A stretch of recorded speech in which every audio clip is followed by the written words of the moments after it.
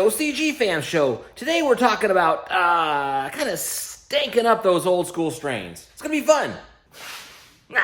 Hey there, Bob for Oregon's Constant Gardener. Welcome to the OCG Fam Show to you, my YouTube buddies. What's going on? Let me know in the comments and we'll talk about that. So, I don't know if today will be interesting or not. I thought it was kind of interesting. Scott and I were talking about, well, it was a viewer question. Someone asked about, they were doing some old school strains, some OG stuff, some back in the day kind of, 70s, 80s, maybe 80s kind of stuff.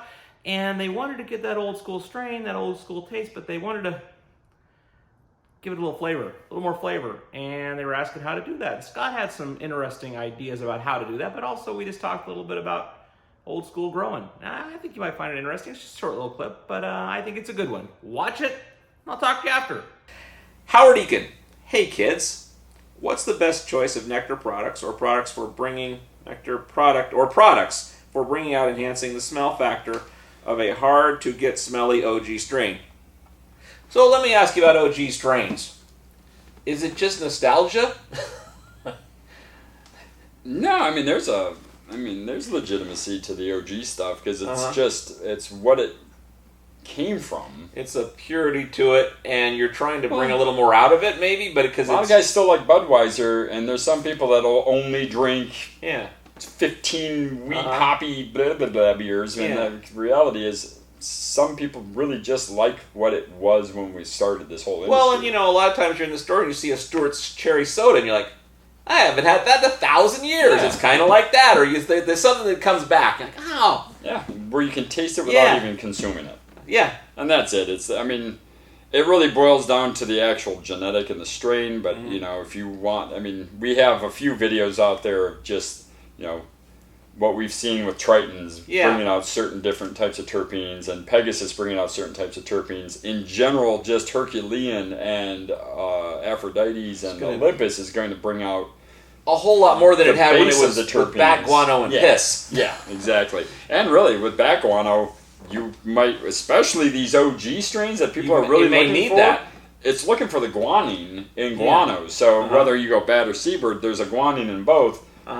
Because these strains were grown on that, and the strains that grew good at their OGs probably were. You might look back at it was grown on then and try to get newer versions of that. Yeah, kind of, and then avoid some of the crap, because back then they were running Miracle Grow and just pure nitrates, but I'm guessing a lot of it had to do with the guanines that were coming out back in the day. Because that was the thing. I remember on KZL they were selling bat guano and metal halide lights. What was the name of that grow store? Which one? I can't. It's like in the 70s, even maybe the 80s. There was like, Here? it was always on KZL. They had commercials constantly for something. Was it the light place, the lighting store on Blair and Monroe, Menke's? No, because they were selling the bat guano too.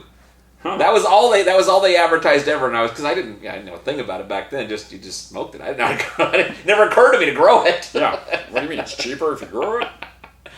So okay, we can move on from that. So you would just say making it healthier, but also if you're doing some kind of guanine thing, like you're doing the megamorphes or something, are you talking all the way through in flower? Well, usually once the flower production begins, so first, just start it in flowering your guanines, and they'll help enhance that. The people that do stuff in those last few weeks when they're not using anything else, but they're kind of trailing it off, but still use the Tritons or something like that. Do you think that gives you a stronger response than doing it other times? Or I personally think that you get more terpenes towards the end if you do that, but I have a lot of people that will say that, I taste fish. So it really comes down to what you're...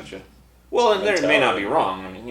Wow, for them, it's hard. It's really hard to get the scent of fish to be brought through the root zone and then carry over into terpene. It doesn't. Unless you're foliar feeding your flowers with it, it just doesn't. You can't put grapes, Welch's grape juice in the root zone and go, it tastes like grapes, because it's just not. It's a carbon. It's literally enhancing the microbial field and something internally in the plant, but they're not taking grape juice and mixing grape juice flavored weed. So, but guanines, I would imagine, would be probably your best to get the OG strains to really fire off. Okay. I think that was fun. What do you think? Scott and I had fun talking about that. What do you want to talk about, though? Let's talk about that in the comments and get to it for the next show. I love you. I'll see you then. The OCG Fam Show. It's pretty good. It happens every day. It's the OCG Fam Show. See you tomorrow.